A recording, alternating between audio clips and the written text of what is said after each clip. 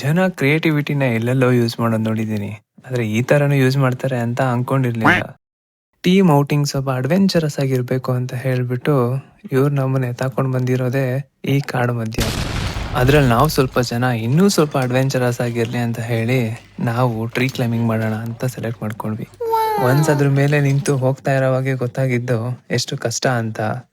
ಹೋಗ್ತಾ ಹೋಗ್ತಾ ಕೈಯೆಲ್ಲ ಚರ್ಮ ಕಿತ್ತೋಗಿ ಉರಿ ಬಂದು ಇನ್ನೂ ಒಂದು ಲೆವೆಲ್ ಬಾಕಿ ಇರೋವಾಗಲೇ ನಾನು ಇದನ್ನ ಸ್ಟಾಪ್ ಮಾಡಿದೆ. ಆದರೂ ಏನೇ ಹೇಳಿ, ಕೆಲ್ಸಕ್ಕೆ ಅವಾಗ ಈ ಥರ ಬ್ರೇಕ್ ಕೊಟ್ಟು ಆಚೆ ಈ ಥರ ಆಕ್ಟಿವಿಟೀಸ್ ಮಾಡಕ್ಕೆ ಬಂದರೆ ಮೈಂಡ್ ಕೂಡ ರಿಫ್ರೆಶಿಂಗ್ ಆಗಿರುತ್ತೆ. ಜೊತೆಗೆ ನಾವು ಕೂಡ ಚಿಕ್ಕ ಮಕ್ಳು ಥರ ಎಂಜಾಯ್ ಮಾಡ್ತೀವಿ.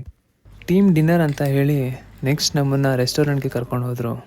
ನಾನಂತೂ ಬರ್ನ್ ಮಾಡಿರೋ ಕ್ಯಾಲರೀಸ್ನೆಲ್ಲ ಚೆನ್ನಾಗಿ ರಿಕವರಿ ಮಾಡಿದೆ. ನೀವು ಯಾರಾದರೂ ಜರ್ಮನಿಯಲ್ಲಿ ನಿಮ್ಮ ಪ್ರೊಫೆಸರ್ ಜೊತೆ ಕೂತ್ಕೊಂಡು ಬಿಯರ್ ಕುಡ್ದಿದ್ರೆ ಕಮೆಂಟ್ ಸೆಕ್ಷನಲ್ಲಿ ತಿಳಿಸಿ.